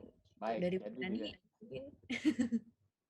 Ya itu tadi Tia udah menjawab ya kenapa nggak dukungan sosial, kenapa nggak kenapa dukungan sosial, kenapa nggak variabel lain? Ya, Tia mau nelitinya itu. Simple ya. Ya, artinya dilihat dari sisi faktor bukan intervensi orang lain gitu ya. Ya, betul. Baik. Baik, terima kasih Mbak Tea, Bu Nani, luar biasa sharing kita hari ini ya. Jadi bicara mengenai kesepian. Jadi dari pembicaraan kita yang malam ini hampir 2 jaman, saya coba merangkum-rangkum, menulis-nulis beberapa hal yang menurut kita menjadi catatan, bahwa sebetulnya kalau kita lihat pembicaraan kita tadi itu sebetulnya kesepian yang dibicarakan di sini adalah kesepian yang konstruknya itu adalah negatif. Bukan sebagaimana yang saya ungkapkan tadi, yang diungkapkan oleh Albert Einstein tadi itu kan ya. Jadi ini sebetulnya yang diungkapkan di dalam penelitiannya Tea dan Bu Nani ini adalah kesepian itu sebagai sesuatu penilaian yang sifatnya subjektif gitu kan ya. Dalam rentang waktu tertentu tadi Bu Nani sebutkan ya, yang memiliki ciri-ciri kesepian sebagaimana tadi Tia ungkapkan tadi. Nah, tentu saja kesepian itu tampaknya juga dalam beberapa fase perkembangan itu kan berbeda-beda kan ya. Kecenderungannya adalah memang yang remaja itu relatif tinggi kesepiannya. Tadi Bu Nani juga sudah ungkapkan seperti itu. Dan hasil penelitian dari Thea yang sangat menarik di sini sebetulnya novelty-nya adalah jelas dari sisi remaja yang berusia 15 sampai 21 tahun, ya, yang dilihat pertama itu adalah memang ada hubungannya negatif ya, antara kecerdasan sosial dengan kesepian pada remaja tadi itu yang 15 sampai 21 tahun. Ya, yang juga menarik ini adalah harga diri tidak memoderasi hubungan antara kecerdasan sosial dan kesepian pada remaja. Yaitu yang bisa saya tarik dari pembicaraan kita pada malam ini. Dan satu tip yang perlu kita ingat teman-teman, ya, jangan sedikit-sedikit, oh ini kesepian, jangan sedikit-sedikit, oh ini mengalami kesepian gitu kan ya. Tips ini menarik sekali yang diungkapkan oleh Halid Susanto kalau nggak salah itu ya. Jadi kesepian itu bukan ketika kamu sedang sendiri, tapi saat kamu di tengah keramaian, tapi mereka nggak ngertiin kamu, gitu kan ya. Nah ini yang diungkapkan terkait dengan kesepian. Makanya saya berpikir, wah ini adalah sebagai suatu konstruk yang sifatnya adalah subjektif. Terima kasih sekali lagi Bu Nani dan Mbak Thea dan teman-teman. Ya, berikutnya saya sampaikan kepada Mbak Hartina. Ya, ada sesuatu yang barangkali diberikan kepada narasumber kita. Silakan. Wah, ini sertifikat Bu Nani. Terima kasih banyak Bu Nani. Di luar kesibukan Ibu, saya ucapkan terima kasih. Ini adalah sertifikat yang diberikan oleh Prodi, ya. Baik, terima kasih. Saya terima sertifikatnya. Terima kasih Bu Nani. Ya, oke. Satu lagi, ya. Apakah pembicara mahasiswa? Oh, rupanya diberikan juga Mbak Thea, ya, Abigail, Theodora, Tanzel, Magister Psikologi, psikolog sebagai narasumber. Ya, terima kasih, Mbak Thea. Pak. Saya terima juga sertifikatnya. Terima kasih. Oke, terima kasih. Baik. Oke, kita sudah di penghujung acara ini ya. Tinggal satu lagi adalah kita foto bersama. Silakan teman-teman yang tadi Ibu Nani sebutkan pakai daster, dasternya kelihatan nggak kelihatan kok ya. Iya, Ya. betul. Nah, ini jadi kelihatan. Saya juga pakai sarung di bawahnya nih, Bu. Jadi nggak kelihatan, Ibu. Iya, ada yang pakai celana pendek. Iya. Celana pendek. Ya. Ini sebenarnya enak online ya. Ya, sudah mulai sekarang merasa enak, Bu. Ya, di tahun kedua tampaknya sudah mulai. Anak saya saya suruh, wah, enakan online Pak kuliahnya daripada offline katanya. Iya, karena udah ada proses adaptasi. Ya, pada dasarnya manusia itu makhluk yang mampu beradaptasi. Mau panas, mau dingin, nah itu cepat adaptasinya. Apalagi online. Gitu. Online ya. Oke, silakan Sis Hartina. Pak Ibu, rekan-rekan semuanya, saya akan bantu untuk mendokumentasikan acara kita malam ini.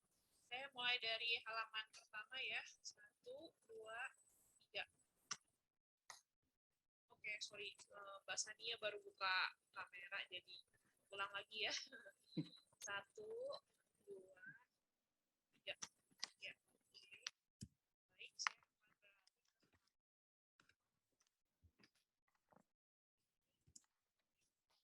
siap-siap ya. 1, 2, 3. Ya, oke.